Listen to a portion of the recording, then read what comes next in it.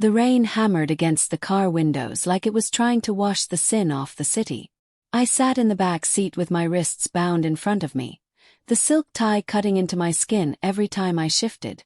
My father hadn't even looked at me when he handed me over. He simply signed the papers, took the briefcase, and walked away without a single word of goodbye. I was 23 years old, and I had just been sold. The man driving didn't speak. He didn't need to. The black sedan moved through the slick streets of the city like a predator, heading straight toward the most dangerous part of town, the part everyone whispered about but never visited. Valentina Moreau's territory. Everyone knew her name. Valentina Moreau, 31, untouchable. The woman who had risen from nothing to control half the city's underground operations in less than 5 years. Drugs, weapons, information, protection rackets. She touched all of them and left her mark. They called her the Iron Queen behind closed doors. Some said she had no heart. Others said she had simply traded it for power. And now she owned me. My father's gambling debts had finally caught up with him. Instead of paying with his life, he had offered mine. One signature. One girl. One debt cleared. The car stopped in front of a towering obsidian building that looked more like a fortress than a home. 2 armed men opened the doors without a word. I was pulled out into the rain, my thin dress clinging to my body, and marched inside. The lobby was all black marble and gold. Cold. Beautiful. Deadly. An elevator took us to the top floor. When the doors opened, I was led into a massive penthouse that smelled of expensive leather, whiskey, and something darker. Something that made my pulse quicken. She was waiting. Valentina Moreau stood by the floor-to-ceiling windows, her silhouette sharp against the city lights. She wore a black silk blouse tucked into tailored trousers, the sleeves rolled up to reveal strong forearms. Her dark hair was pulled into a sleek ponytail, and her eyes, God, those eyes, were the color of storm clouds and just as merciless. She turned slowly when she heard us enter. "Leave us," she said. Her voice was low, velvet wrapped around steel. The guards disappeared. The door clicked shut. For a long moment she simply looked at me. I felt stripped bare under that gaze, even though I was still fully clothed. She took her time, eyes traveling from my bare feet up to my face, lingering on the way my wet dress clung to my curves. "You're smaller than I expected," she said finally. I lifted my chin. "I'm not merchandise you get to inspect." A slow smile curved her lips, beautiful and terrifying. "On the contrary, Lila Hart. That's exactly what you are now." She walked toward me with the grace of a woman who had never once been told no. When she stopped in front of me, she reached out and lifted my bound hands, studying the red marks on my wrists. "Your father has terrible taste in ties," she murmured. With one smooth motion, she pulled a small knife from her pocket and sliced through the silk. The tie fell to the floor. I rubbed my wrists, heart hammering. "Why did you buy me?" Valentina tilted her head, studying me like I was a puzzle she already knew how to solve. "Because I could. Because your father was desperate. And because—" She stepped closer, close enough that I could smell her expensive perfume mixed with something darker. "I saw your photograph and decided I wanted you." The words sent a shiver down my spine. "You don't even know me." "I know enough." She circled me slowly like a shark. "Lila Hart, 23. Former art student. Excellent grades until your father's debts forced you to drop out. Pain. You have a small scar on your left knee from a childhood accident. You hate being told what to do." She stopped in front of me again. "And you have the most beautiful eyes I've ever seen." My breath caught. "That's creepy." Valentina laughed softly. It was a dangerous sound. "I make it my business to know everything about what belongs to me. I don't belong to you." She reached out and brushed a strand of wet hair from my cheek. Her touch was surprisingly gentle for someone so lethal. "Not yet," she said. "But you will." The promise in her voice made my stomach twist with something I refused to name. She stepped back. "There are rules in this house. You will not leave without my permission. You will not contact anyone from your old life. You will have everything you need, clothes, food, art supplies, but your freedom belongs to me now. And if I refuse? Valentina's smile returned, sharper this time. Then I'll make you want to stay. She turned and walked toward a long hallway. Come. I'll show you your room. I didn't move. I'm not your pet. She paused and looked over her shoulder. Those storm-gray eyes pinned me in place. No, Lila. You're much more valuable than a pet. Her voice dropped lower. You're the one thing in this city I've decided I will never let go of. And I always get what I want. The words hung between us, heavy and final. I swallowed hard and followed her down the hallway, the sound of my bare feet against the marble echoing like a countdown. I had been sold to the most dangerous woman in the city, and she had just told me she wanted me forever. My new room was larger than the entire apartment I had shared with my father. Floor-to-ceiling windows overlooked the glittering city, but when I tried to open them, they didn't budge. Bulletproof glass. Course. The bed was enormous, dressed in black silk sheets and too many pillows. A walk-in closet stood open, revealing rows of expensive clothes, dresses, blouses, and even a few pairs of jeans that looked exactly my size. Someone had prepared for my arrival. I was still standing in the middle of the room when the door opened again. Valentina walked in carrying a tray. She had changed into a loose black button-up shirt, the top 3 buttons undone. The sight of her collarbone made something flutter uncomfortably in my chest. I thought you might be hungry, she said, placing the tray on a small table near the window.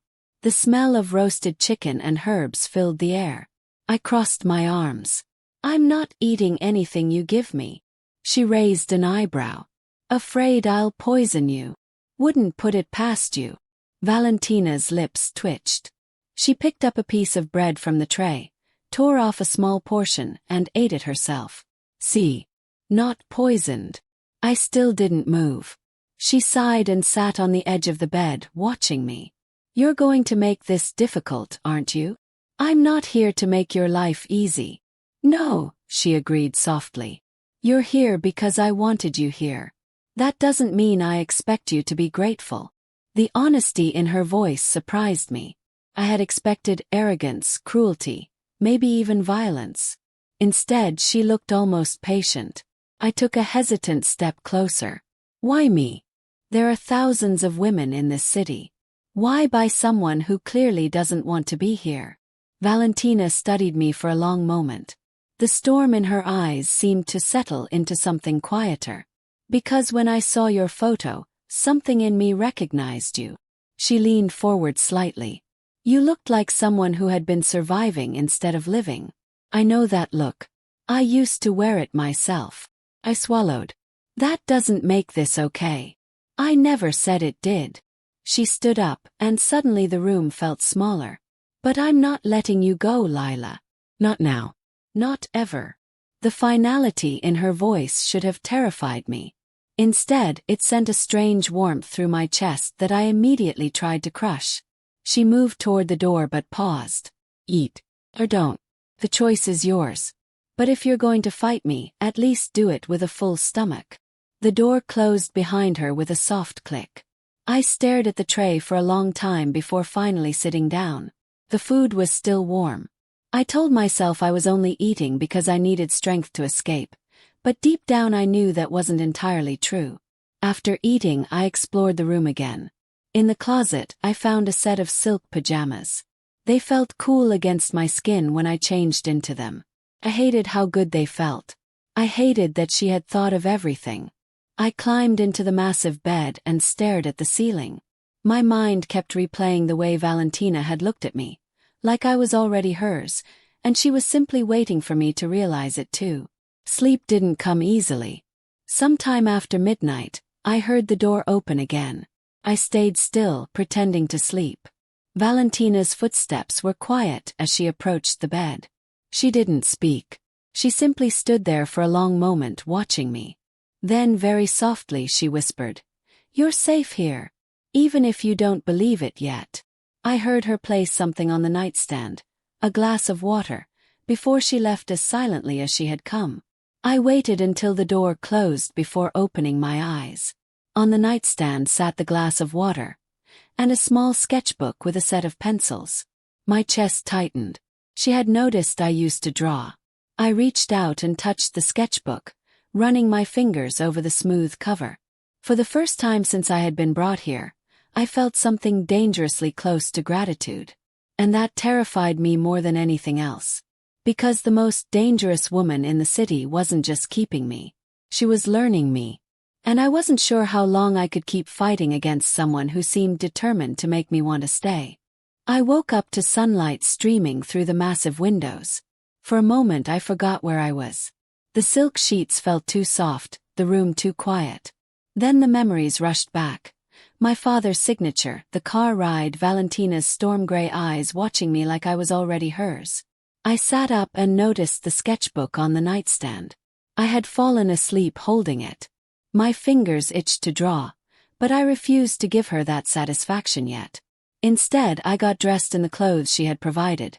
Soft black jeans and a simple white blouse that somehow fit perfectly.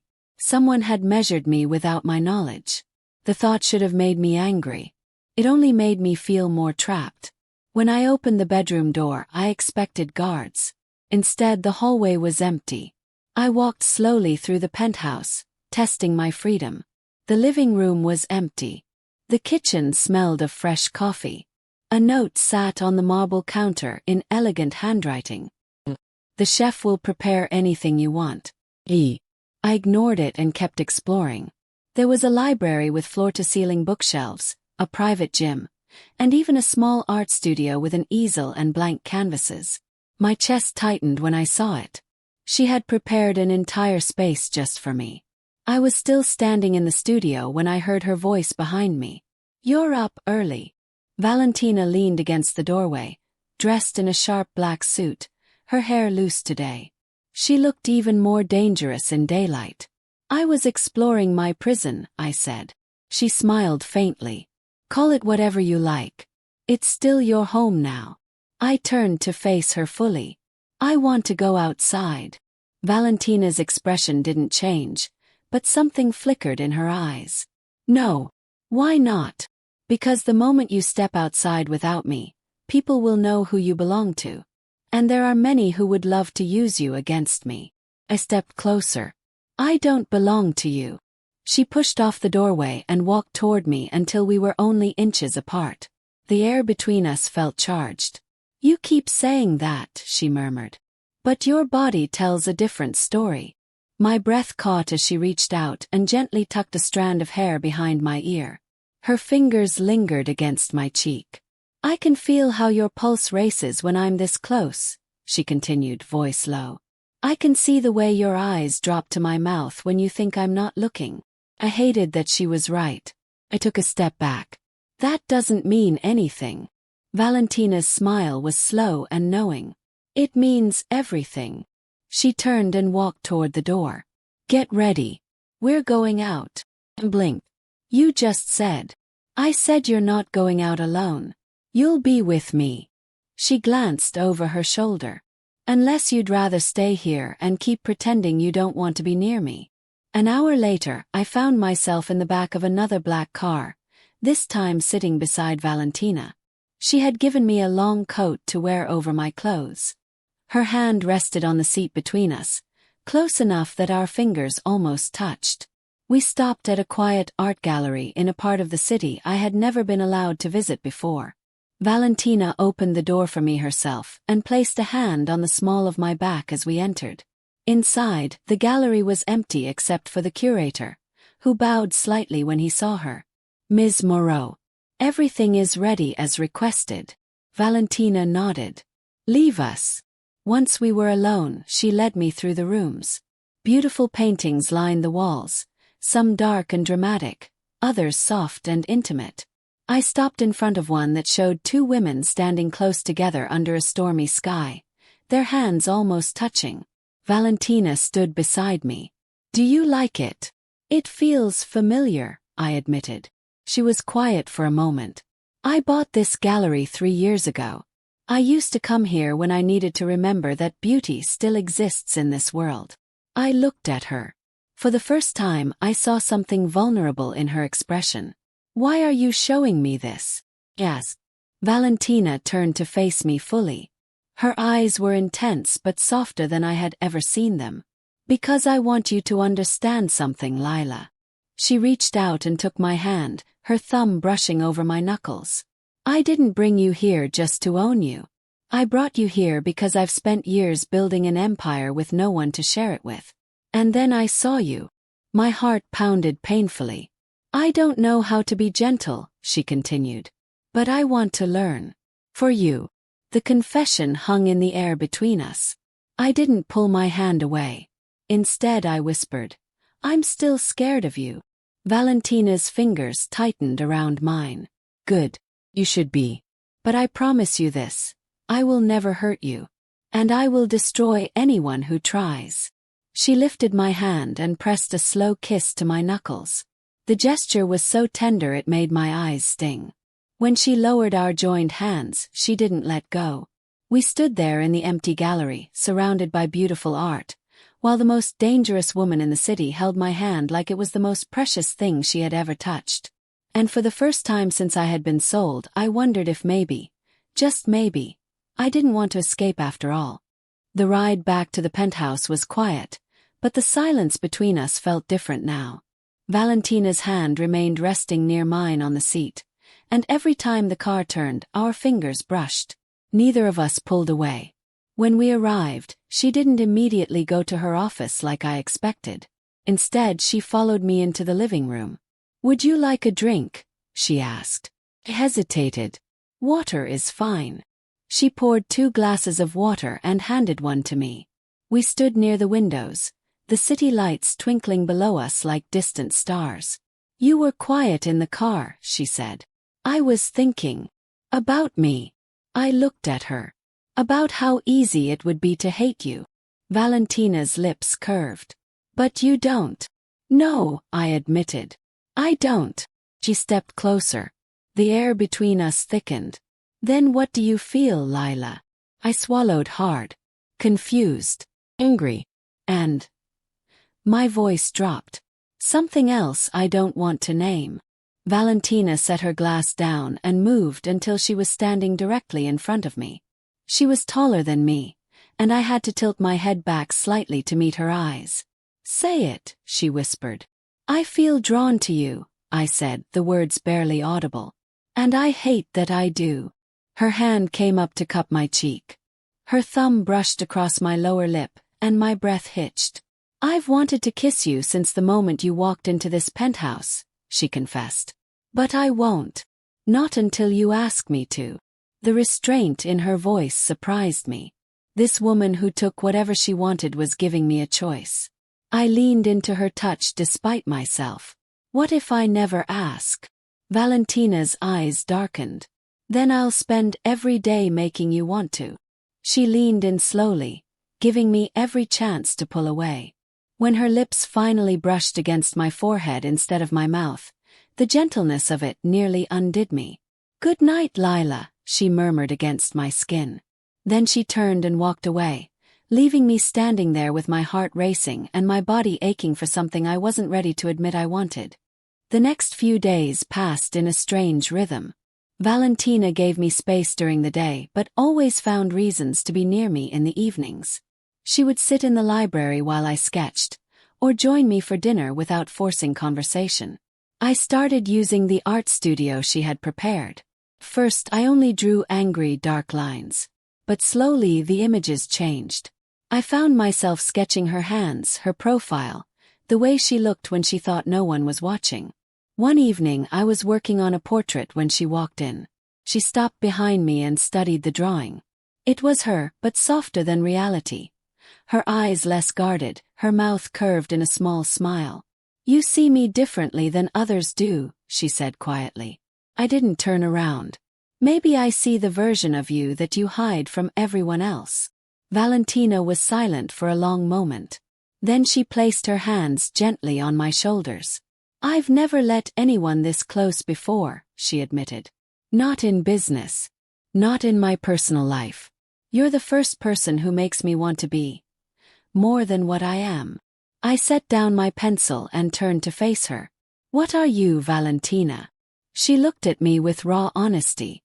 Lonely, dangerous, and completely, hopelessly captivated by you. The confession hung between us. I stood up slowly. We were so close now that I could feel the warmth radiating from her body. I'm still figuring out how I feel, I whispered. I know. Her voice was rough. Take all the time you need. I'm not going anywhere. I reached up and touched her face, tracing the sharp line of her jaw. Valentina closed her eyes, leaning into my touch like she was starving for it. When she opened her eyes again, they were filled with something that made my knees weak. Ask me, she said, her voice barely above a whisper. I didn't hesitate this time. Kiss me. Valentina didn't rush. She cupped my face with both hands and leaned in slowly, giving me every opportunity to change my mind. When her lips finally met mine, the kiss was soft at first, testing, careful, almost reverent. But the moment I responded, something inside her seemed to snap. The kiss deepened. Her hands slid into my hair as she pulled me closer, and I melted against her. She tasted like expensive whiskey and something uniquely her. My hands found her waist, clutching the fabric of her shirt as the world narrowed to just the two of us. When we finally broke apart, we were both breathing hard. Valentina rested her forehead against mine. I've wanted that for so long. I laughed breathlessly. It was worth the wait. She smiled, a real, unguarded smile that made her look years younger. Stay with me tonight. Not because I bought you. Because you want to. I looked into her eyes and made my choice. Yes. She took my hand and led me to her bedroom. The space was just as luxurious as mine but felt more lived in. She kissed me again, slower this time, and began unbuttoning my blouse with careful fingers. Every touch was deliberate. Every kiss was a promise. Later, as we lay tangled together under the sheets, Valentina traced patterns on my bare back. I meant what I said, she murmured. I want you forever, Lila. Not as my prisoner. As my equal. As the person I come home to. I lifted my head to look at her. What if I want to leave one day? Valentina's expression grew serious. Then I'll let you go. But I'll spend every day until then proving that you never have to. I kissed her softly. I don't want to leave. She pulled me closer, wrapping her arms around me like she never intended to let go. And for the first time since I had been sold, I felt completely safe. The weeks that followed were the happiest of my life. Valentina slowly introduced me to her world. Not the dangerous parts but the quiet moments. We visited private museums, had late-night picnics on the penthouse terrace, and spent hours in the art studio together. She even let me paint her portrait properly. One evening, she came home with a small velvet box. I have something for you, she said. Inside was a delicate gold necklace with a single black diamond. It was beautiful but understated. It's not a collar, she said quickly. It's a promise. That you're safe with me. That you're mine because you choose to be. I let her fasten it around my neck. The weight of the pendant felt right against my skin. I love it, I whispered. Valentina's eyes softened. I love you. The words hung in the air. She had never said them before. I smiled, tears pricking my eyes. I love you too. She kissed me like she was trying to pour every unspoken feeling into that single moment. Later that night, as we lay in bed, Valentina spoke into the darkness. I want to give you the world, Lila. But more than that, I want to give you freedom. Real freedom. If you want to go to art school again, I'll make it happen. If you want to travel, I'll take you anywhere. I just want you to be happy. I turned to face her. I'm already happy. Because I'm with you. She pulled me into her arms and held me like I was the most precious thing in her dangerous world. And maybe in that moment I was. 6 months later, I stood on the same terrace where we had our first real conversation. The city stretched out below us, no longer feeling like a cage. Valentina came up behind me and wrapped her arms around my waist. You're thinking again, she murmured against my ear. I was thinking about the first night I came here, I said. How terrified I was. How much I hated you. She kissed the side of my neck. And now I can't imagine being anywhere else. She turned me around and kissed me deeply. When she pulled back, her eyes were serious. I still mean what I said that first night, she told me. I want you forever. But I also want to ask you something properly. She reached into her pocket and pulled out a small box. Inside was a simple, elegant ring. Marry me, Lila. Not because I bought you. Not because you have nowhere else to go. Marry me because you want to spend the rest of your life with me. Tears filled my eyes as I looked at the woman who had once been my captor and had become my entire world. Yes, I whispered. 1,000 times yes. Valentina slipped the ring onto my finger and kissed me like she never wanted to stop. As we stood together under the city lights, I realized something important. I had been sold to the most dangerous woman in the city. But in the end, she had given me the one thing no one else ever had. She had given me a home. And she had given me forever.